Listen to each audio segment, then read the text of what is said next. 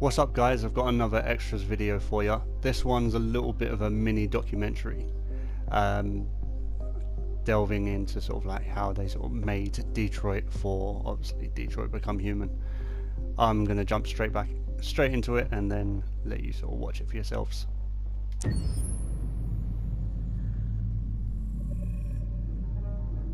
When David and Guillaume got back in touch about making Detroit, I wasn't terribly surprised they decided to make it because the fan response was so intense. So it makes sense that they would choose to do that after the enthusiasm.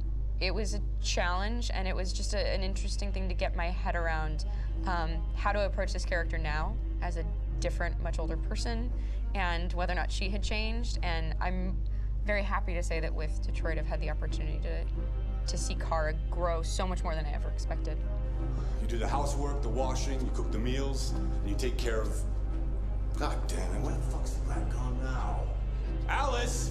Alice! I mean, she starts out essentially how she does in Kara in a very, not robotic, but, you know, android, other way, and getting to take this journey where she becomes more and more human as it goes on. You know, and as an actor, that's a wonderful exploration in every way, whether it's how she sits, her posture, how her voice changes, how emotions change, and how much emotion is based on things like empathy and social experience. And so having, you know, as much material as I got with David to have this huge, nuanced arc was really incredible. Why couldn't we just be happy? This experience has been quite different than the experiences I've had shooting film or TV or doing theater work. I have 83 dots on my face and a really flattering black wetsuit type thing, and you're jumping around with props, and it's kind of like being a 10-year-old imaginative kid, which is fun. There's 80 cameras around us. It's already lit.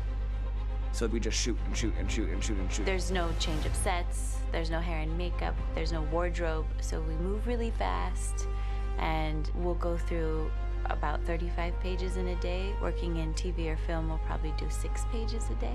It's kind of acting boot camp. It's like working out constantly. I mean, you're doing this thing, and then you got to do something that's completely other back to back to back. And so that kind of process of working is very challenging, but it's also very exciting because you just have to keep coming up with new ideas, and your head goes all over the place because you're trying to keep track of basically 4 different storylines for each different response. You shot that girl, for fuck's sake. It was a machine that looked like a girl. Yeah, I know what I should have done. I just told you I couldn't. All right, I'm sorry. The fact that David Cade, he's telling like many stories interwoven from beginning to end is super complicated and super impressive, and I have no idea how he keeps it all in his head. He's not just the writer or the director who's seeing this from the outside eye, he's also thinking about the player walking through this space. You know, only somebody who really, really loves not the work, but like these characters and these stories and cares about doing something meaningful would invest that much in it. And it's always inspiring to work with somebody who cares that much. My experience with motion capture is this one. And I found it sort of terrifying in a way, because they said the computer's gonna build you. But then, as we got into it, I realized all the elements of it were still artistic. I just dipped into a really brilliant setup here. I've never seen anything like it. And this won't turn me into a product because I was playing a character.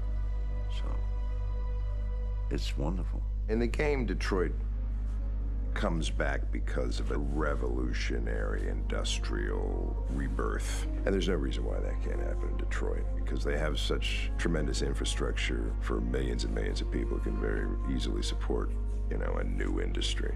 The city is really strong and resilient, but the city has also been through so much. You see the damage. But it takes that time of kind of rebuilding and reinvesting into the city that I think is happening slowly but surely. The potential of Detroit as a city is something that this game does a lot of justice to, because it would be easy to look at Detroit as some place that used to be, and that's not the case. This game provokes a lot of conversation and reflection on our potential near future engagement with machines. That's what we are to them. There's merchandise on display in a shop window. I think that a group that feels marginalized, feels like they deserve and have earned access to themselves and the environment around them, and are trying to figure out a way to articulate how to get freedom. What was I designed to be? Their slave? Their toy? It plays with your comfort levels. You think that this is fine, you're comfortable with it, until something blurs the line and throws you off, and now, do I feel differently about whether this should be allowed? Should it be banned? Should it be encouraged? You're gonna ruin our lives, and for what? For a bunch of machines? They are not machines! They are alive! I'm alive! You're alive!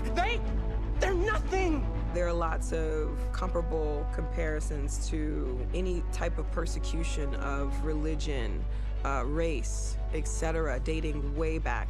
It can't just be a video game where you shoot 'em up or where people make these choices to do whatever. I think that's the whole point. You have the choice, and you can either choose to go in one direction with your character or another. And I think that's going to be very telling about the gamer. Very telling. I think there's going to be a really strong reaction to this game, which has such a strong perspective. I'm that much more proud of it now to get to be a part of it because it's important.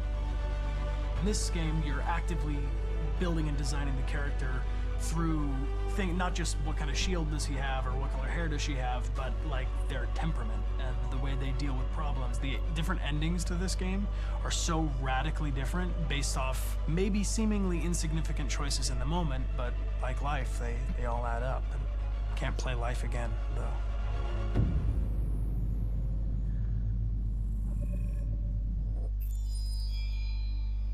There you have it.